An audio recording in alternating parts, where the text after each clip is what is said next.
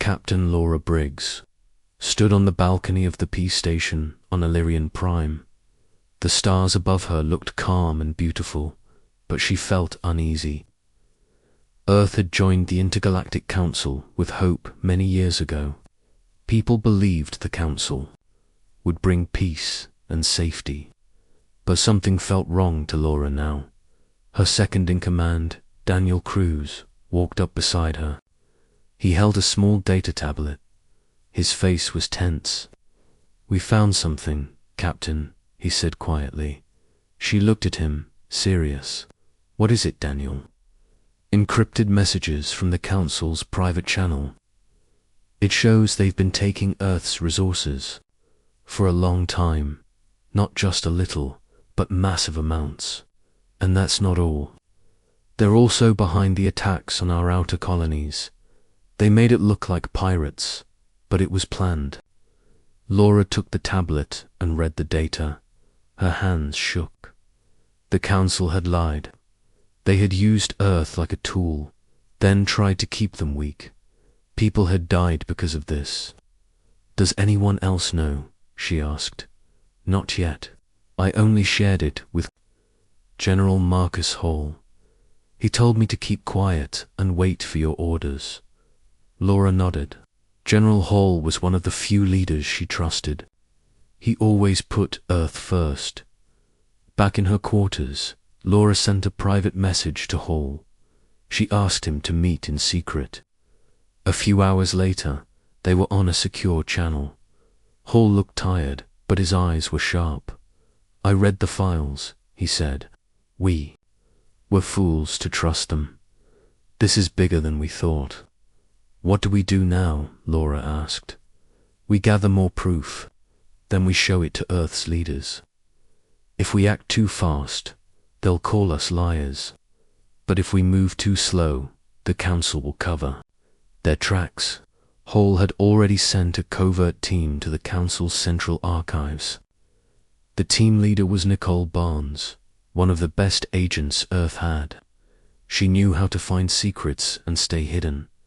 Nicole's team landed on the Council homeworld 3 days later. They wore uniforms of traders and diplomats. Nicole moved through the city like a shadow. Her team hacked into secure buildings, copied files, and avoided detection. Back on Illyrian Prime, the tension grew. Laura noticed that Council soldiers watched them more closely. Supplies to Earth's ships were delayed. Messages from Earth arrived slower. The Council was already trying to tighten its grip. When Nicole's team returned, they brought data that shocked even Laura. The Council had long-term plans to weaken every strong planet. Earth was only the first.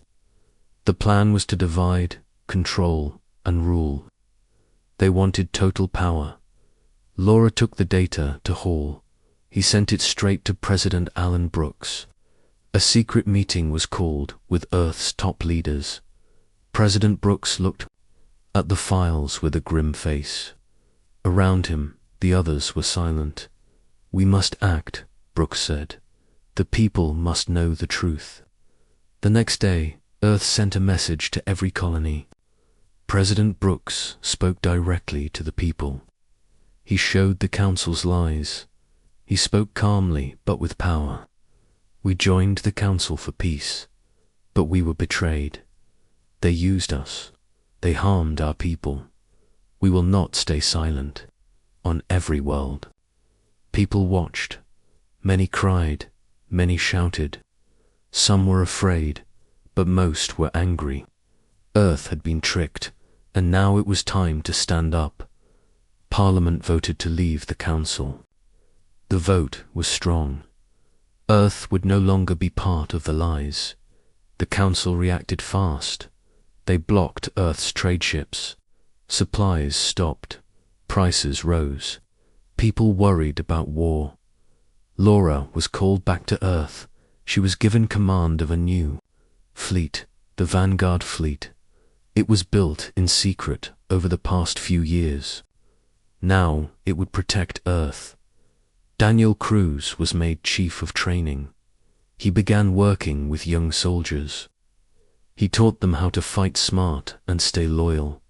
Factories on Earth worked day and night. New ships were built. Weapons were tested. Earth was preparing. The Council sent warnings. They said Earth was dangerous. They told other species that Earth was planning to attack, but not everyone believed them. Some planets began to ask questions. Why would Earth turn violent after so many years of peace? Why would they risk everything? The truth was spreading. Nicole's team shared more files. More people saw what the Council had done. Lies were breaking apart. Humanity's rage was not blind. It was focused. It was awake. On a cold morning, Laura stood on the bridge of her new ship. The stars looked different now. Not calm, not peaceful, but not scary either. They were a challenge. She looked at her crew. They were ready. Earth was ready. The Council thought they could control humans, but now they would learn the truth. The rage of humanity had begun to rise, and it would not stop until justice was served. The days after Earth left the Council were full of unrest. On Earth, people were angry but united. They filled the streets with signs and voices. They asked for justice. They asked for answers.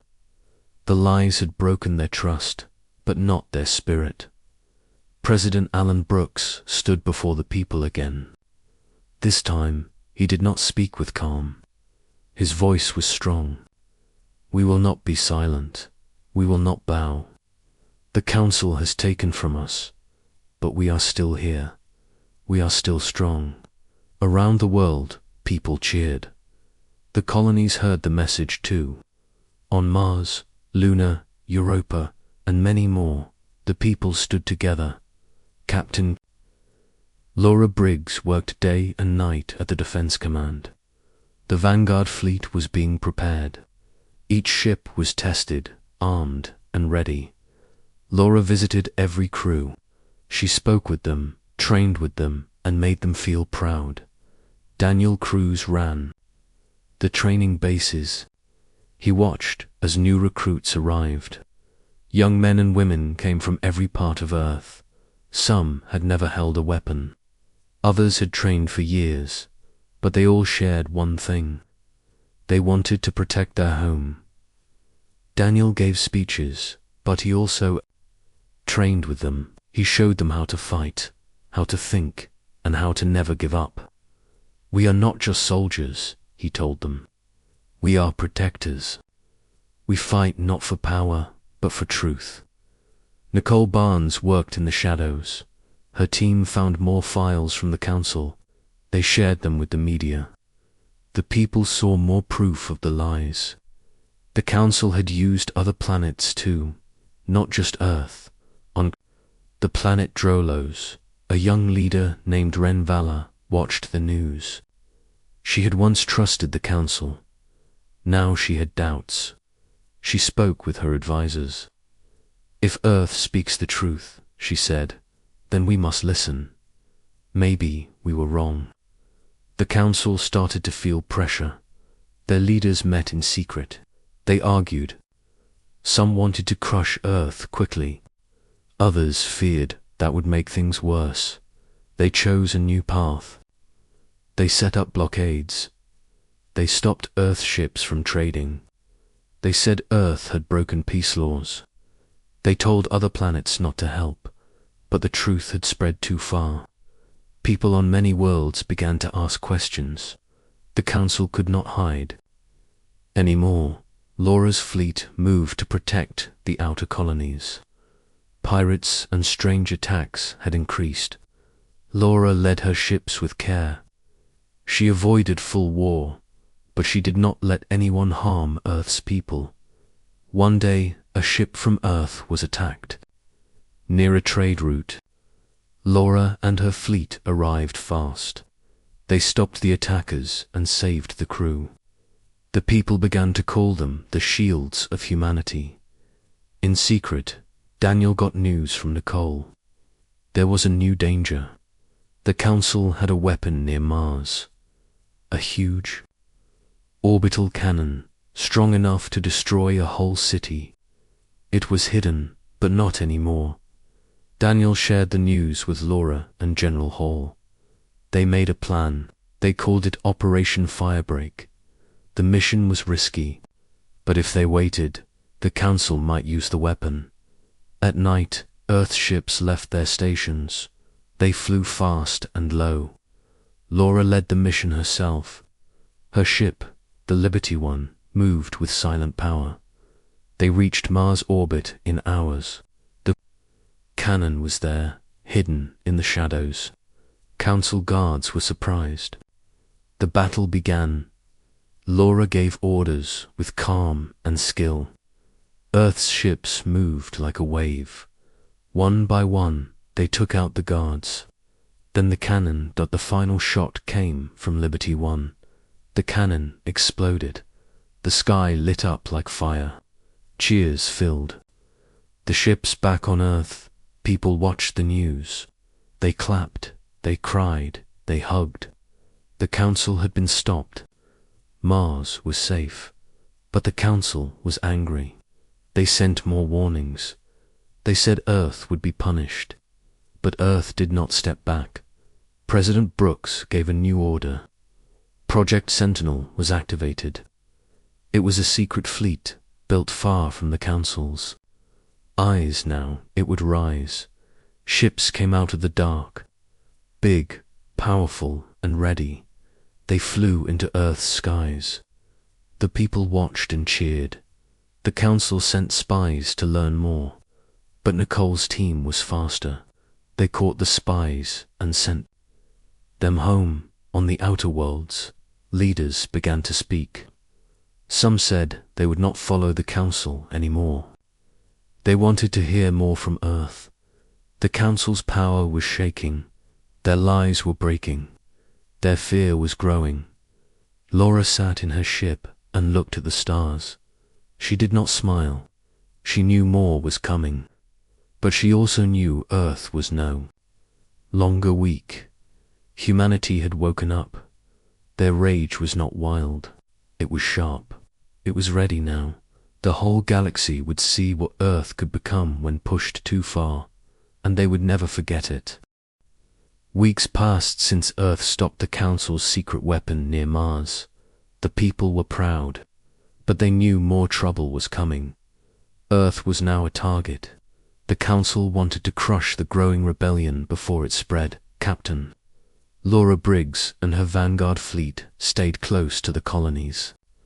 Their ships moved from world to world, watching for attacks. She knew the Council would not stop. They would come again, and they would come harder. On the colony of Vega 3, a group of Council fighters attacked a supply base. They said it was a mistake, but Laura saw the truth. It was not a mistake. It was a message. The Council wanted fear. Laura sent her ships to Vega 3. The fight was fast, but fierce. Earth's forces pushed back the attackers. The people on the colony cheered. They had been scared. Now they saw that Earth would protect them. Back on Earth, Daniel Cruz worked with new soldiers every day. The training bases were full. Young people from every corner of Earth came to help. They worked hard and trained harder. They were proud to serve. Daniel saw something new in their eyes. It was not just anger. It was fire. They had seen how far the Council would go. Now they wanted to fight for the truth. Nicole Barnes kept gathering information.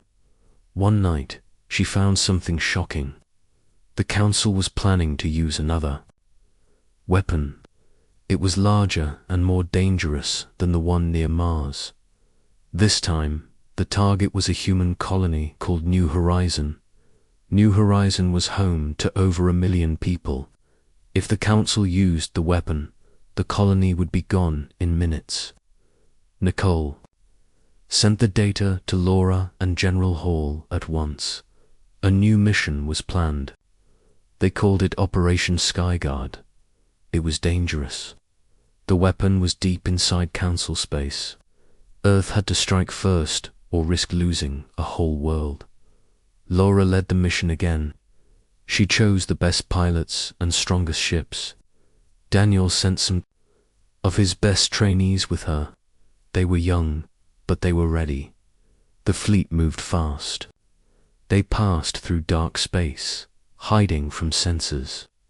When they reached the edge of the Council zone, they waited. Then they moved. The battle was hard. The Council had heavy guards, but Earth's fleet was smarter and faster. Laura gave clear commands. Her ships moved like a single hand. Nicole's team hacked into the weapons control system. They gave Laura the code to disable it. With perfect timing, the weapon was shut down just before it could fire. The Council ships tried to stop the retreat, but Earth's fleet escaped. They had done it again. Another colony was safe. The news spread fast. Across Earth and its colonies, people celebrated. On New Horizon, families cried with joy. They had been seconds from death, but Earth had saved them. More worlds began to question. The Council, some leaders asked for meetings with Earth. They wanted to hear the truth. They wanted to see the proof. President Alan Brooks welcomed them. He showed them the files, the images, the orders. He let them see everything. One of the visitors was Celatane, a leader from the Myrick Confederation. She had always worked with the Council, but now she saw the lies. Sela met with President Brooks in private. She spoke slowly and carefully. "My people want peace," she said. "But we see the truth now. We are ready to help you.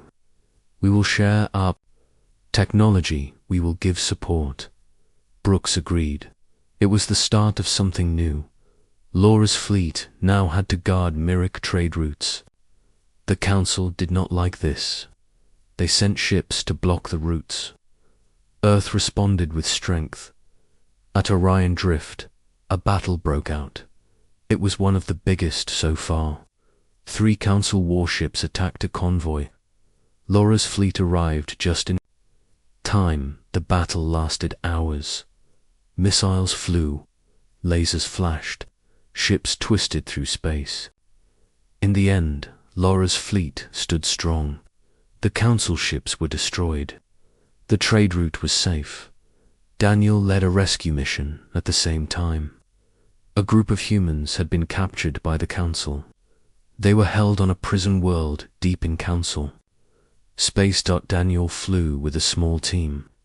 They moved fast, using stealth. They landed on the prison world and fought their way in. The prisoners were weak but alive. Daniel helped carry a boy who had not walked in weeks. The others helped the sick and hurt. They flew back to Earth as heroes. The people now had more hope than ever.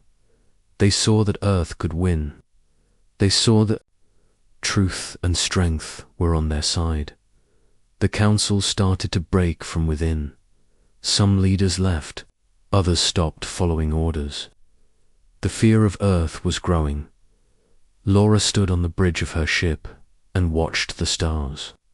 She thought of her crew, her world, and her people. She knew the fight was not over, but she also knew something else. Earth had already changed the galaxy, and it was only the beginning. The stars over Earth were quiet, but everyone knew war was coming. The Council had lost many ships and secrets. Their lies had been shown to the galaxy.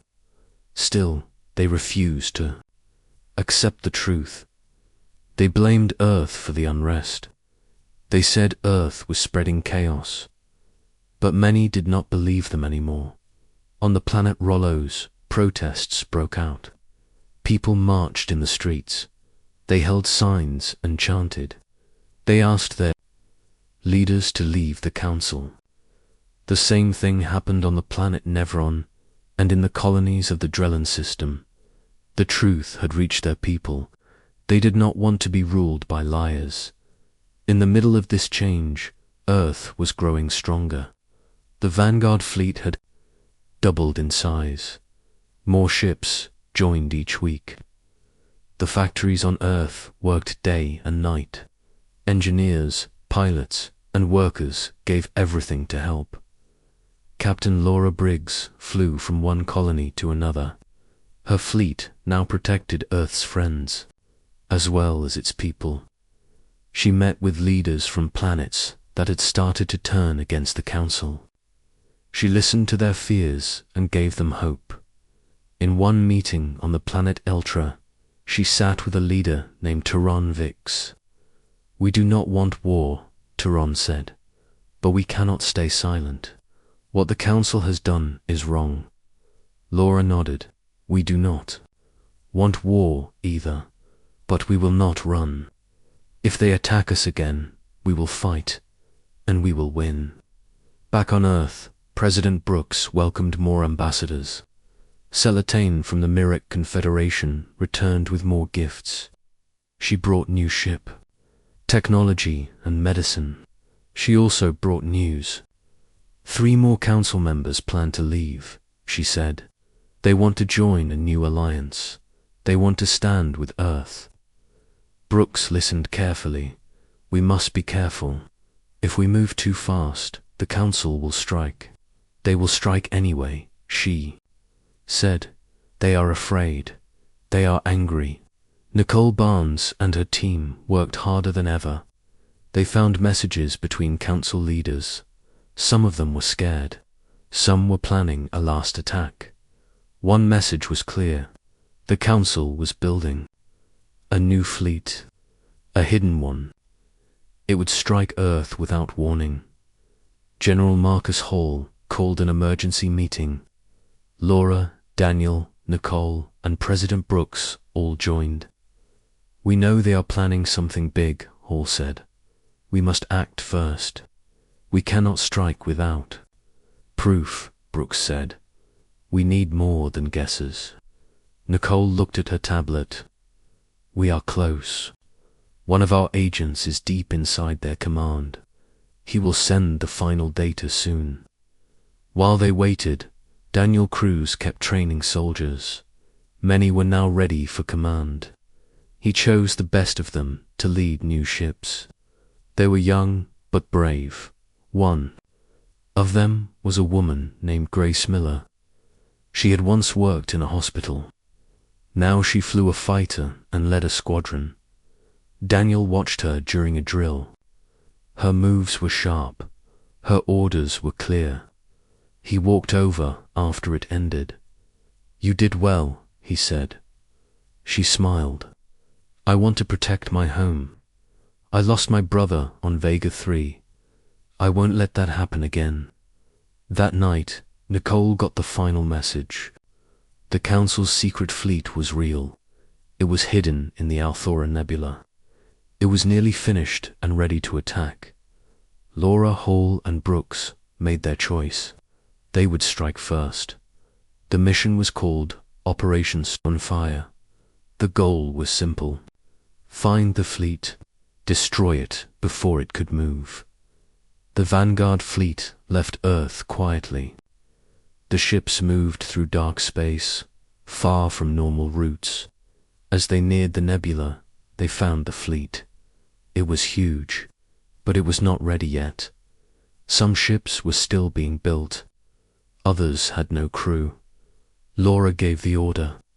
"All ships, move in. No fear, no delay." The battle was fast and deadly.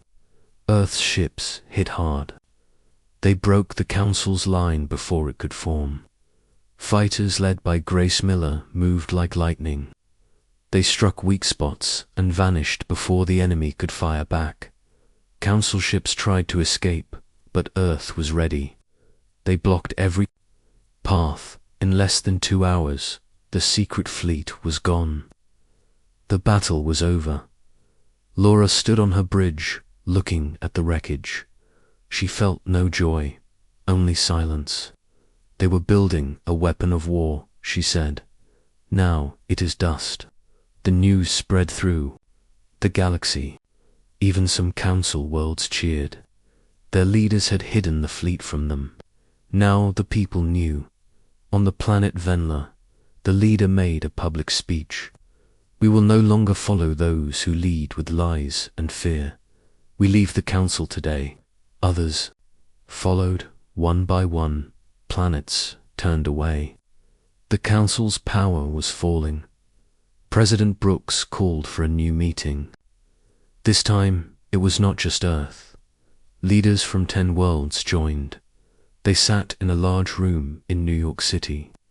They spoke of peace, truth, and a better future. Celatane stood and spoke. We have seen Earth's strength, but more than that, we have seen its heart. We do not want war. We want to build something new. Everyone agreed. They called it the Union of Free Worlds. A new alliance, not ruled by fear, but built on trust.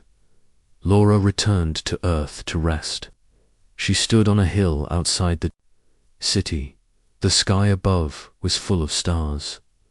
Daniel walked up beside her. It's not over yet, he said. Asterisk. The war had changed everything. The council was weak now, but it was not gone. Some of its leaders still held power. They wanted revenge. They wanted to take back what they had lost. Earth and its new allies watched carefully. Everyone knew the final fight was coming. Captain Laura Briggs met with General Hall in the command center. The large room was quiet. The screen in front of them showed the galaxy map. Red marks showed council bases. Blue marks showed Earth and its allies. They are moving again, Hall said. We picked up signals from Valeris Prime. They are gathering ships there. Laura looked at the screen. Then that is where it will end. Valeris Prime was the council's main world. It was where their leaders lived and worked. It was also the place where many of their dark plans had started. President Brooks called the final meeting. Leaders from the Union of Free Worlds joined. They all agreed. The time had come to finish the war. The plan was simple. A full attack on Valeris Prime. Earth's vanguard fleet would lead. Other fleets would join from different directions. Daniel Cruz and Nicole Barnes would lead a team to take the Council's control center on the ground. Ships began to gather near Saturn. It was the last stop before the jump to Valeris Prime. Thousands of people worked day and night to get ready. Engineers loaded weapons. Medics prepared for the wounded. Soldiers checked their gear. Daniel stood with his team. He looked at the young faces around him. This is not just about winning a battle, he said. It's about ending something broken. It's about giving the galaxy a new start. Nicole nodded. She held a small device in her hand. It had the codes to shut down the Council's main system, but they had to get close to use it. The fleets jumped together. Space bent and flashed. Then they were near Valeris Prime. The Council was ready. Their ships waited in thick lines. Weapons lit up the darkness. The battle had begun. Laura's ship flew forward.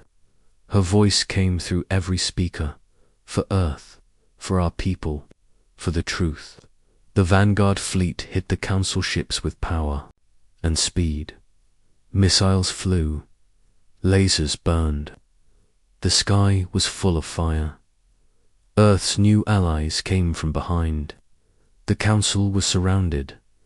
Laura gave quick and clear orders. Her ships moved like one. They pushed forward, breaking through the enemy lines. On the ground, Daniel and Nicole's team landed near the Council center. They met heavy fire, but they kept moving. Nicole used her tablet to open locked doors. Daniel led the way with calm and courage. They reached the control room after a long fight. The door was thick and guarded, but Earth's team broke through inside. Council leaders shouted and ran.